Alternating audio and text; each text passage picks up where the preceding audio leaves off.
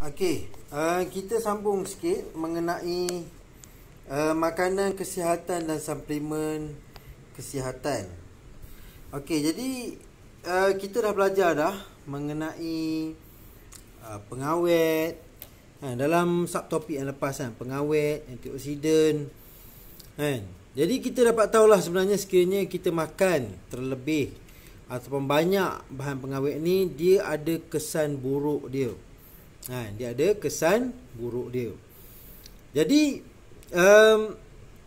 seterusnya kita nak tengok makanan yang menyebabkan kita mendapat faedah kan, mendapat faedah. Dan kebanyakannya makanan-makanan ni adalah bukan makanan yang proses Dia makanan-makanan yang fresh.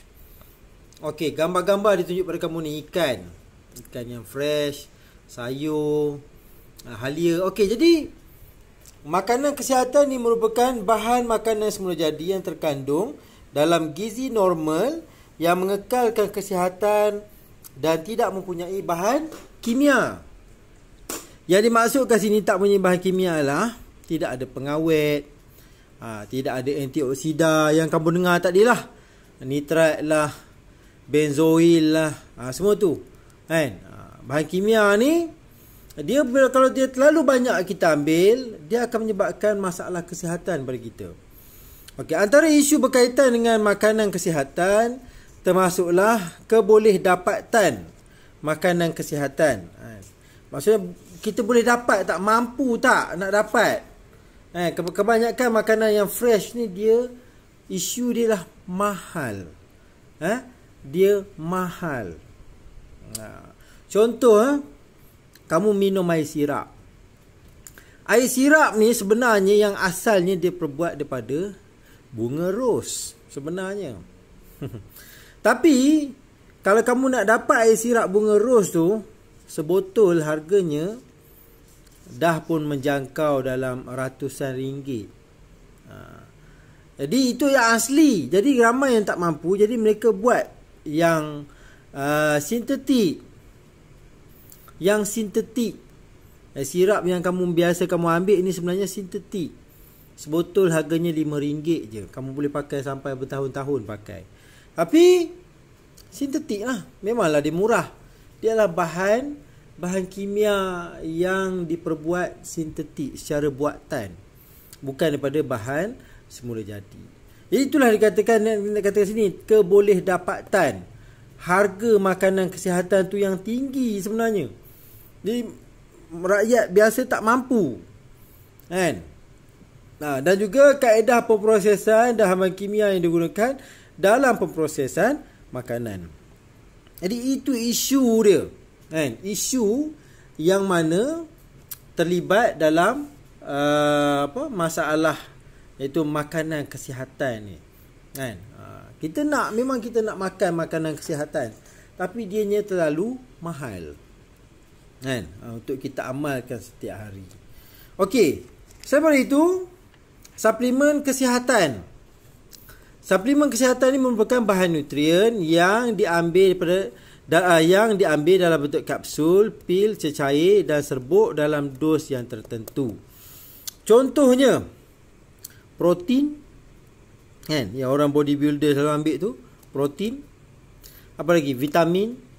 Lagi biasa diambil tu ikan kod tu kan, ikan kod. Pil ni contohnya pil tablet vitamin C kan. Itu semua adalah suplemen kesihatan. Okey, bahan nutrien seperti mineral, vitamin, karbohidrat dan pelawas yang terdapat dalam suplemen kesihatan biasanya dalam kuantiti yang kecil tetapi berkepekatan tinggi. Jadi sebenarnya bahan nutrien ni dia memang memberikan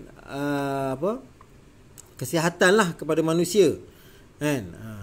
Dia beri kesihatan kepada manusia. Dan sekarang ni disebabkan dia memberikan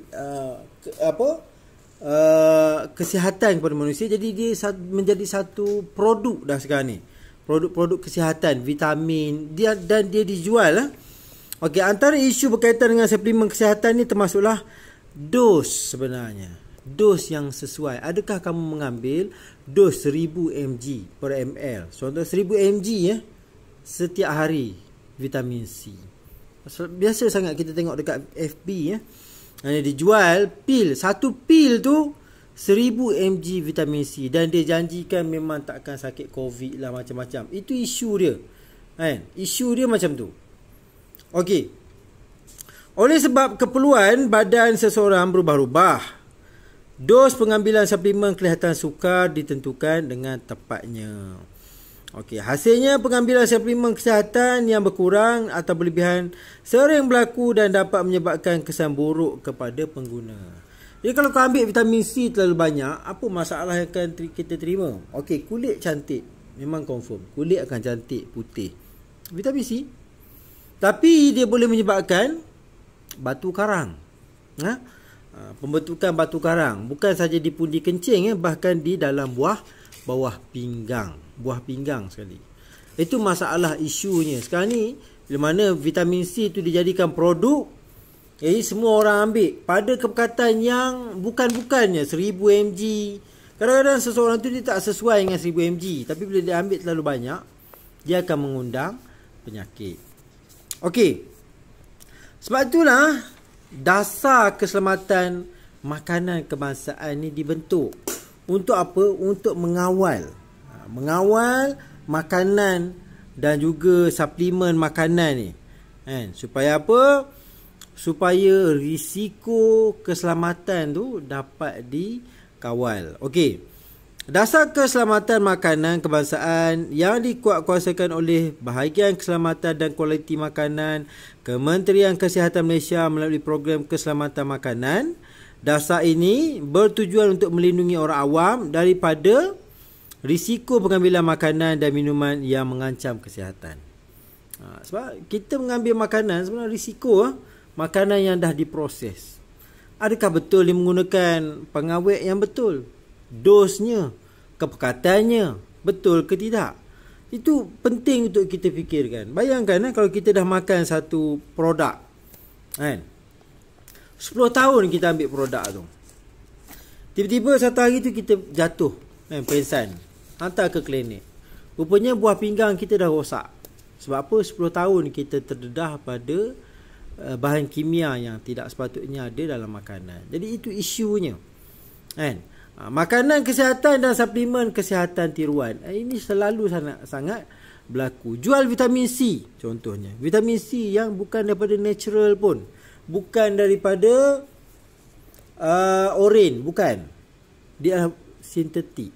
Jadi itu yang dibagi pada manusia. Ini isunya. Okey, seterusnya dasar ini menggalakkan perdagangan makanan tempatan dan global.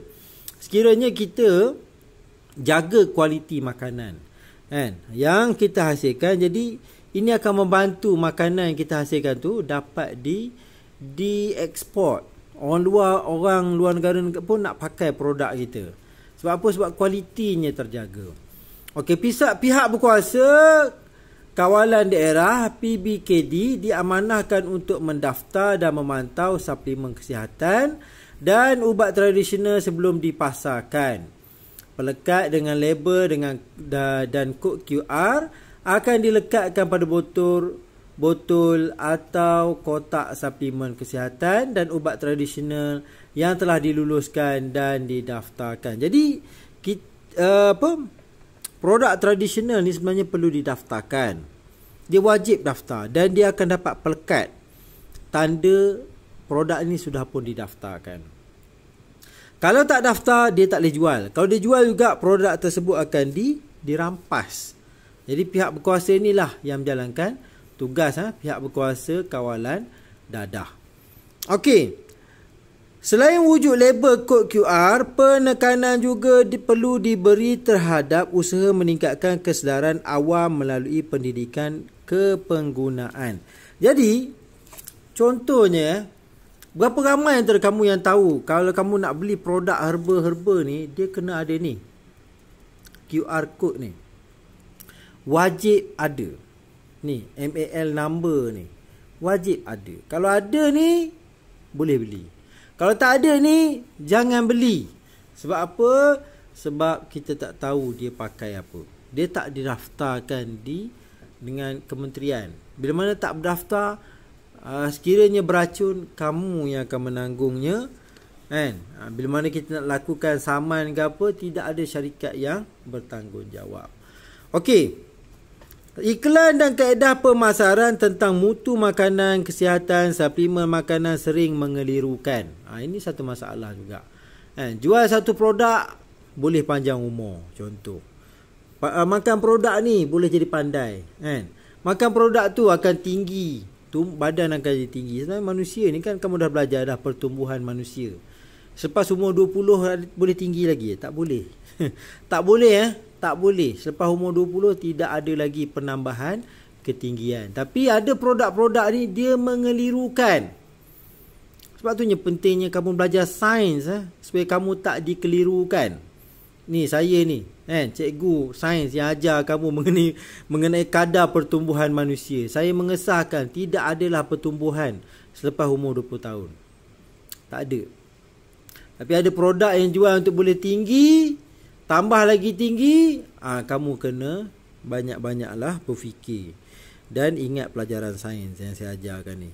Okey, dan menyukarkan pengguna sewaktu memilih makanan kesihatan yang bersesuaian dengan keperluan mereka. Bagi melindungi kebajikan dan memudahkan proses pemilihan makanan pengguna, Kerajaan Malaysia mengawal mutu makanan melalui Akta Makanan 1983 dan juga Peraturan Makanan 1985. Jadi akta inilah yang akan mengawal kualiti makanan yang dikeluarkan. Kalau produk kesihatan, mesti berdaftar. Wajib berdaftar. Bila kamu nak beli produk kesihatan, tolonglah semak mal number ni. Mal number ni, ini tandanya dia sudah pun diregisterkan, didaftarkan. Okey, kita tengok apakah yang ada dalam Peraturan Makanan 1983. Okey. Dalam undang-undang ni 1983 ni, okey, Akta Makanan 1983 merupakan undang-undang Malaysia yang dikuatkuasakan oleh kerajaan untuk melindungi orang ramai terhadap bahaya dari segi kesihatan dan penipuan berkaitan penyediaan, penjualan dan juga penggunaan makanan. Jadi akta ni dicipta untuk melindungi orang ramai. Kan? Bila mana kamu beli makanan tu, kena pastikan makanan tersebut ada label. Satu, tengok belakang apa bahan-bahan dia pakai, tengok juga. Kan? Kamu nak pakai, kan? Sekiranya berlaku apa-apa, kita boleh saman syarikat yang menjual produk tu, yang mengeluarkan produk tu lah. Okey. Secara ringkas, mana-mana pihak yang menjual makanan beracun atau yang merosakkan kesihatan pengguna akan didenda atau dipenjarakan atau kedua-duanya sekali jika kesalahan disabitkan oleh mahkamah. Jadi, sekiranya seseorang tu makan, tiba-tiba beracun makanan tu, disebabkan makanan makan tu beracun lah dia dapat sakit, dia boleh saman penjual tu dengan menggunakan akta ni. Kita ada akta yang melindungi pengguna. Okey, Peraturan Makanan 1985. Peraturan Makanan 1985 ialah undang-undang yang digubal di bawah Akta Makanan 1983. Jadi akta ni atas, bawah dia peraturan. Antaranya peraturan yang ada adalah Peraturan Makanan 1985 ni. Okey, yang dikuatkuasakan oleh Kementerian Kesihatan Malaysia dan pihak berkuasa tempatan bagi membantu orang ramai untuk memperoleh makanan yang selamat, berkualiti, bersih dan bebas daripada sebarang bahan pencemar yang beracun. Okey, ada makanan yang mana dia sebenarnya contohnya herba produk, dia memang menggunakan herba yang beracun. Kan? Dia menggunakan herba yang beracun. Jadi kadang-kadang bila mana pengguna pakai tanpa usul periksa, jadi ikut mana? Peraturan mana yang nak dipakai, kan? Jadi peraturan inilah yang sebenarnya yang menjaga orang ramai daripada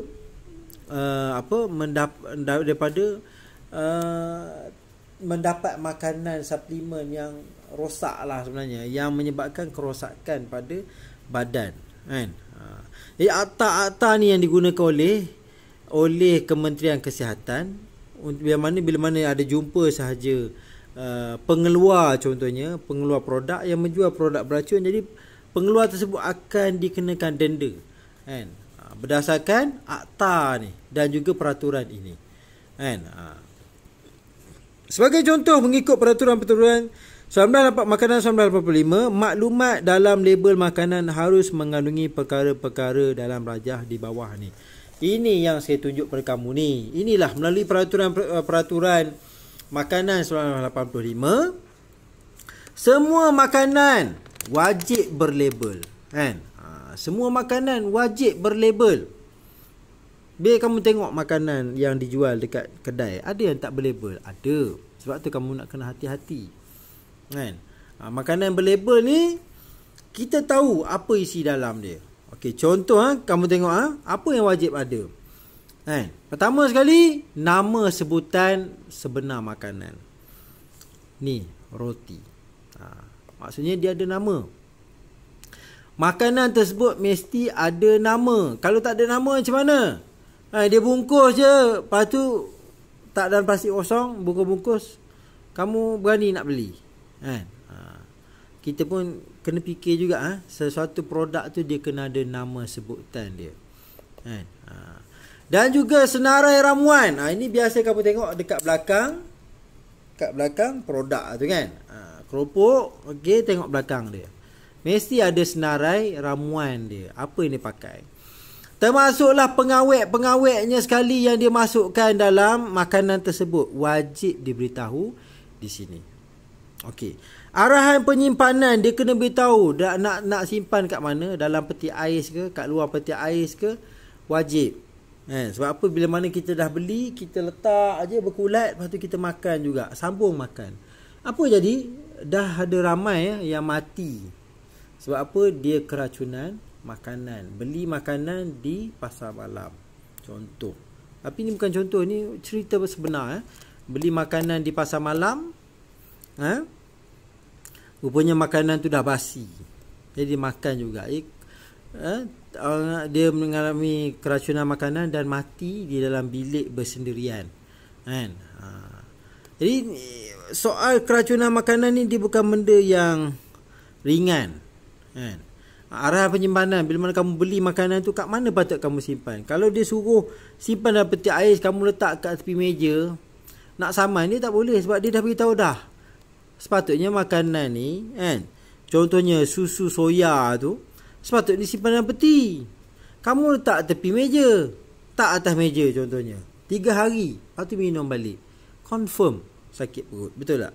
Tapi kamu nak saman, tak boleh. Kenapa? Kamu yang tak ikut arahan dia. Sebab tu pentingnya arahan penyimpanan ni. Okay, maklumat pengeluaran, dia kena ada beritahu kilang mana yang keluarkan produk ni, kan. Kalau jadi apa-apa, dia boleh di trace, kan. Kalau kamu beli makanan yang tak ada ni semua ni, macam mana kamu nak saman orang yang menghasilkan tu? Kamu tak tahu. Sebab apa? Tak ada ni, kan. Dekat bekas dia pun plastik kosong.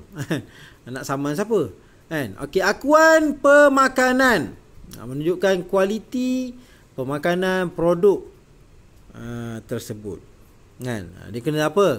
Tinggi kalsium, tinggi karbohidrat contohnya, tinggi protein. Dia kena beritahu. Akuan pemakanan tu kena ada. Pelabelan makanan ini pun sangat penting juga. Maklumat mengenai kandungan pemakanan sesuatu produk kena beritahu. Sini dia beritahu apa? Okey, maklumat pemakanan, dia kena beritahu apa dia, hidangan, kena hidang berapa, setiap bungkusan ada berapa, saiz hidangan berapa, label ni kena ada. Pernyataan aditif makanan. Okey, perlu menyatakan semua aditif. Aditif ni penambahan apa, bahan tambahan apa dia. Contoh sini, bahan pewarna, bahan perisa, penambah perisa, antioksidan, kondisioner makanan pun kena beritahu, kena beritahu. Sebab itulah pentingnya bila kamu nak beli makanan, pastikan makanan tu berlabel cukup lengkap, semua ada. Jangan pakai tibai je, yang bungkus pun dengan nasi lemak, terbalik pula tu surat khabar dia, kan.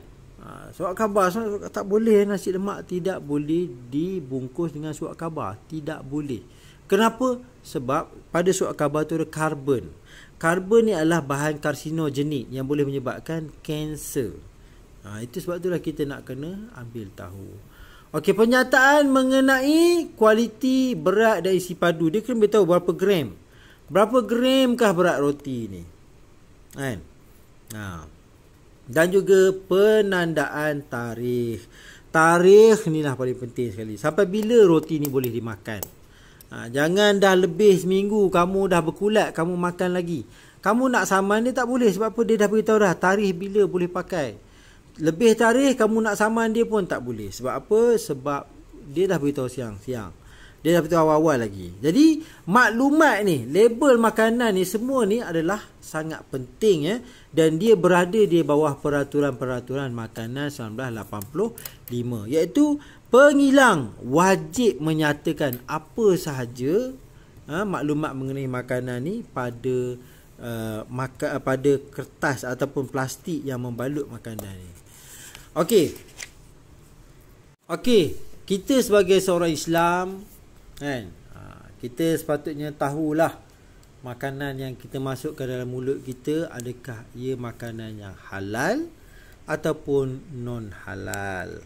Sebab itulah kerajaan telah mewujudkan status halal makanan ni, yang mana tujuannya apa? Sebagai panduan atau rujukan kepada orang Islam, di mana nak membeli sesuatu makanan wajib ada tanda ni, halal.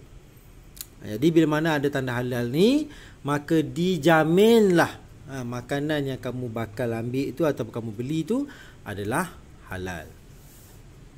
Okey, jadi imbas kembali tempat makanan dan produk makanan yang mempamerkan logo halal Malaysia. Okey, tempat makan atau produk makanan yang mempamerkan logo halal Malaysia mengesahkan bahawa makanan di tempat makan atau produk makanan itu adalah halal. Jadi dengan adanya logo halal ni, maka ia akan meyakinkan orang Islam lah selebihnya, bila mana ada logo ni, maka bolehlah ia diambil dan tidak ada sumber yang daripada sumber yang haram lah. Contohnya arak, alkohol, daging khinzir contohnya. Okey, jadi kita dah habis lah bab 2 ni, kita dah habis dah. Saya minta sangat kamu tolong tengok nota-nota yang telah saya bagi. Nota-nota video contohnya. Tengok lagi dan lagi sampailah kamu faham. Okey, jadi apa yang kita dah pelajari mulanya dengan apa? Kita belajar dengan gizi pasal gizi seimbang. Kita belajar pasal nilai kalori makanan kan. Kemudian pentingnya lah kita nak ambil ni gizi makan, di gizi ni perlu seimbang. Kalau tak seimbang, kita akan dapat penyakit lah kan. Kekurangan makanan, kekurangan gizi makanan, kekurangan protein contohnya, kekurangan karbohidrat, apa akan jadi? Scurvy, itu adalah salah satu penyakit disebabkan kekurangan vitamin C. Okey, kemudian kita pelajari mengenai tumbuhan juga adanya makronutrien, adanya mikronutrien. Jadi kamu kena tahulah makro ni apa dia? Karbon, hidrogen, oksigen, nitrogen, fosforus, kalium, kalsium, magnesium, sulfur. Ini adalah makro. Kalau mikro pula, okey, boron, zinc, mangan, kuprum, ferrum dan molybdenum. Okey, sila hafal kalau boleh hafal. Apakah yang makronutrien dan apakah mikronutrien. Okey, kemudian kita telah pelajari mengenai kita nitrogen. Okey, dia adalah proses yang terlibat seperti pengikatan nitrogen, pennitritan, pendenitritan dan juga larut resap yang berlaku. Okey, jadi ini melibatkan kandungan nitrogen di dalam tanah dan juga udara. Sebenarnya dia adalah satu pusingan sebab tu kita panggil kita nitrogen. Nitrogen yang berada di udara, dia bercampur dengan air hujan, dia turun ke bawah, masuk dalam tanah jadi nitrat, Nitrat tu diambil oleh tumbuhan, tumbuhan ambil oleh manusia, manusia mati, tumbuhan mati, masuk dalam tanah balik, jadi balik nitrat. Kemudian ada bakteria pendenitratan, tukar balik jadi nitrogen. Benda tu berpusing. Itu dikatakan kitar nitrogen. Apa kepentingan dia? Mengekalkan jumlah nitrogen di atmosfera. Kan? Bila mana nitrogen tu digunakan, tidaklah ia terlalu banyak. Kan? Meningkatkan produktiviti hasil tuaian. Mana tumbuhan ni diperlukan nitrogen. Dan juga mengekalkan kesuburan tanah. Ada nitrogen, ada nitrat, maka suburlah tanah tersebut. Okey, kemudian kita pelajari tadi iaitu teknologi pengeluaran makanan. Kan? Mana meningkatkan kualiti dan kuantiti makanan melalui penggunaan baka yang bermutu. Kan? Baka mestilah bermutu. Ada induknya. Kalau lembu tu lembu yang besar. Yang bermutu, boleh tingkatkan kuantiti makanan. Penggunaan teknologi moden. Guna teknologi moden. Penanaman, tanam pakai jentera, bukan pakai cangkul. Cangkul buat bila nak siap.